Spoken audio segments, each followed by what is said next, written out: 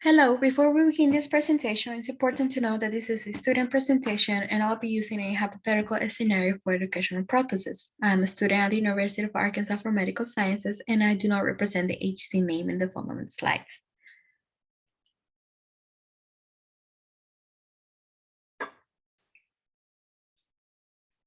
Today, I'll be talking to you about indoor chemical use and safety, and this is geared for stay-at-home parents. My name is Stephanie Sierra, and I am an environmental health specialist from the Arkansas Department of Health. I'll be talking to you about some common chemical use indoors, some rates of exposure, health effects, and chemical use and safety, and what to do if exposed to a chemical. Now, if you're watching this presentation at home, I want you to stop for a second, look around you. Maybe think about where your detergent is. Think about where your bleach is, your Lysol is, disinfectant wipes, air fresheners, maybe your perfumes, cosmetics, and you might come up with the answer that they are everywhere, they're all around you. And that is true. We keep many different chemicals in the bathroom, such as toilet bowl cleaner, deodorant, shampoo, in the kitchen, such as dishwashers, surface cleaners, degreasers, in the laundry room, such as detergents, maybe pet supplies, pet shampoo, in the garage, such as supplies that we use for our car to clean our car or for our yard, such as fertilizers. And in a bedroom, we might keep medicine that we use on a daily basis, some perfume and some cosmetics. We have chemicals all around, and that's okay because chemicals help us keep our house clean and safe to prevent any other diseases. Um, or for a house to smell good. So it's okay to have these chemicals at home. Some routes of exposure before we proceed to talk about different chemicals. It's important to know that we might get exposed or we might introduce chemicals into our body through skin absorption, through ingestion, or putting any chemical through our mouth, inhaling it, or any other route such as puncture or injection. Before we proceed, I'm going to read this quote, and it says, "Poison is in everything, and nothing is without poison. The dosage makes it either a poison or a remedy." And this was said by Paracelsus. And this is just saying that it all depends on how much, what's the level of exposure you had of a chemical. Because, like, for example, medicine, you can take medicine and it's good because it helps you prevent it's the treatment for whatever health condition you're taking it for. But if you take too much, it might lead to another condition. Or if you take too little, it might create resistance in your body towards that medicine. So any adverse health effects, before we talk about it, it's important to know that the exposure, again, or the way it gets into your body, it might make you sick or it might not make you sick. It all depends on the exposure. It depends on the type of chemical, the amount or the dosage. Like I mentioned, the dosage makes the poison. The duration or how long the exposure occurred and the frequency, how many times were you exposed to said chemicals. It all depends on how it enters your body. Like, was it inhaled? Was it ingested? Was it just absorbed through the skin? It depends on the way the chemical enters the body, like I mentioned, how toxic the chemical is. Some chemicals are way more toxic than some others, and how sensitive the person is.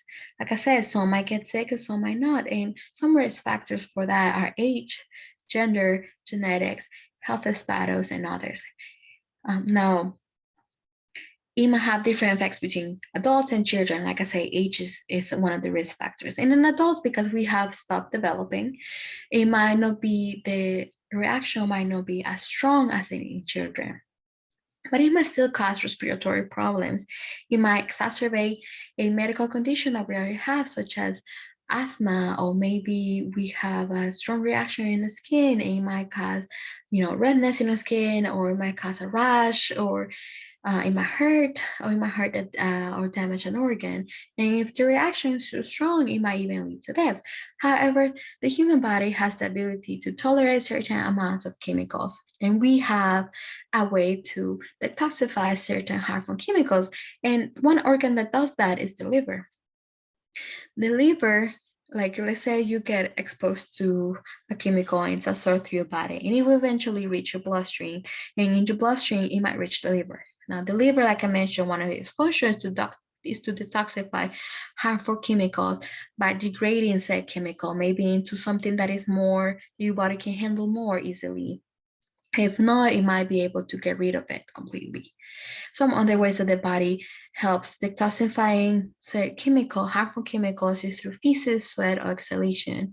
The kidneys might also help by filtering out blood and excrete by taking out the chemical from the blood and excrete them in urine. Now, children are more susceptible. And the reason for that is because they are in a stage of development. In pregnancy, they're developing their organs. The fetus is creating, new parts of the body, and chemicals, if they're harmful enough, they can even permanently damage the organs. When they are toddlers, from infancy to in the toddler years, because they are in a rapid stage of development, um, again, it might create serious allergies, it might create respiratory problems or skin organ damage. If the reaction is too strong, it might cause death. However, no, death is the most serious, reaction to chemicals. Um, it also depends on health condition. Like, what if the child has asthma? What if has again any other respiratory problems? And maybe inhaling this product exacerbates this condition.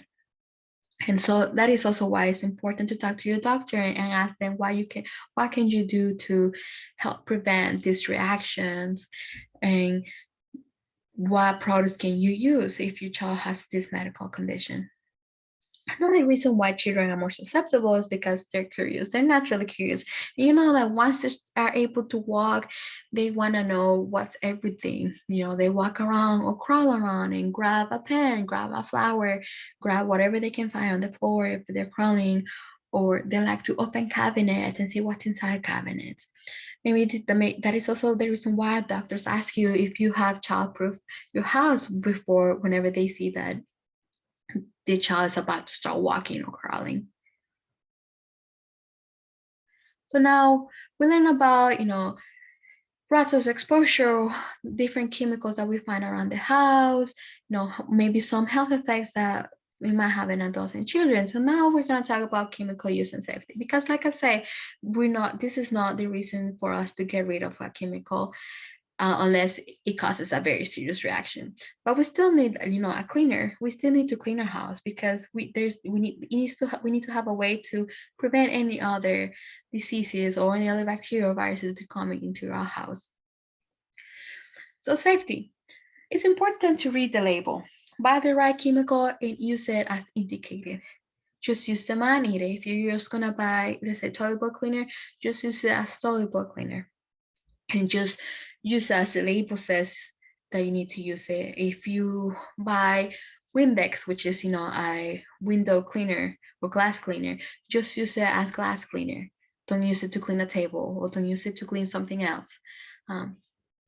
Wear protective equipment. If you're using something really strong, like bleach, maybe wear gloves, wear a mask, so it prevents you to inhaling fume or absorbing it through the skin. Be aware of first aid. Some labels on some products have first aid indications. It also tells you what kind of protective equipment you might use. If the product doesn't have a label, then you might Google it. Google, let's say disinfectant wipes, protective measures, and it might pop up option for you. Keep away from children. Like I say, children are very curious. So, and even teenagers are curious. So maybe keep it away from, like in a tall place, or away from it, so they're not able to reach it. Handle carefully. Make sure that you're closing the bottle after each use. Make sure that you only use it as indicated. Make sure that you're not, let's say that you finish cooking and now you want to clean the kitchen, but your children are eating. So maybe clean after the children are done eating, so any other chemical might not get into their food or their drinks. Dispose of any expired or wanted chemicals. Don't keep, like, if you don't like a chemical, you bought a chemical, you don't like it, don't keep it stored because it might get expired. It might cause any other chemical reaction because they're growing older. So dispose of it, and again, read the label and see if there's a specific way it needs to be disposed. Search online. If you don't know how to dispose of it, if you don't know what protective equipment, if you don't know how dangerous it might be for the human health, then maybe search online. There are many options. Make sure you find a source that you can trust. You can read, maybe the CDC, which is Center for Disease and Control, maybe the EPA. Or any other way. So maybe go strictly to the brand. For example, the Clorox company keeps safety data sheets with them, and it has all the it might have instructions. Or you can even contact them directly. And again, if your children are old enough, talk to your children. Tell them this product is not good for you to eat. This product is, it can harm your lungs. It can do this, or this is the way you need to use the product. It's important, for them to learn also how to clean with those products, how to use them. Now, storage, don't leave products where children can easily access them. Again, put it in taller places where they cannot reach. Make sure to read the label. Again, the label is going to have instruction. Most of them are going to have instruction on how to take care of them, where to put them, like if they don't need to be under certain temperatures or above certain temperatures. It'll let you know. Don't mix chemicals. And this also applies when using them. Say you bought a brand new bottle of Lysol, but you have this little amount in the other bottle. Don't pour it with the big bottle, with the full bottle, because those are different batches. It might cause another reaction to it. And again, if it says only use with water, only use with water. Don't use it with any other type of chemicals. If it is easier, leave products where they are intended to be used, for example, in the bathroom, the kitchen, and laundry. But again, make sure they cannot be easily reachable by children or pets. And make sure that they're completely closed. That way, air doesn't get in, or any other, compound in the air might mix with the product and it might cause any other chemical reaction with it. Now, I have a specific slide for medicine because we all take medicine. We all use medicine.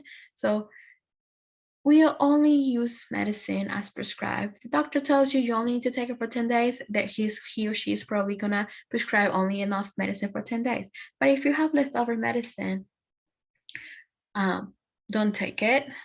Maybe, dispose of it if you're not gonna use it ever again.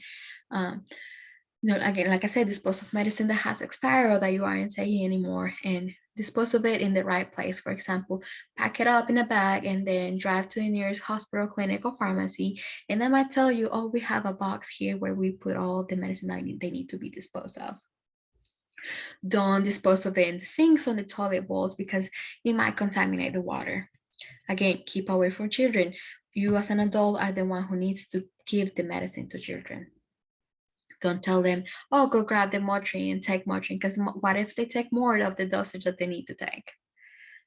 Ask a doctor or pharmacy about the dosage for children, because it might differ from, adults. It might be based on weight, especially if they're young, or maybe they don't need to take this kind of medicine. Maybe they need to take another option. Ask them what to do if it's a dose, or if you gave the medicine twice, any possible side effects. Ask them for instructions, because they can tell you the best way to take this medicine. Now, this is a label. This is for Clorox disinfecting wipes. As you can see, it tells you what kind of viruses and bacteria it causes and what it can help with. The easy way to clean and disinfect, and what surfaces or what places it's intended to be used.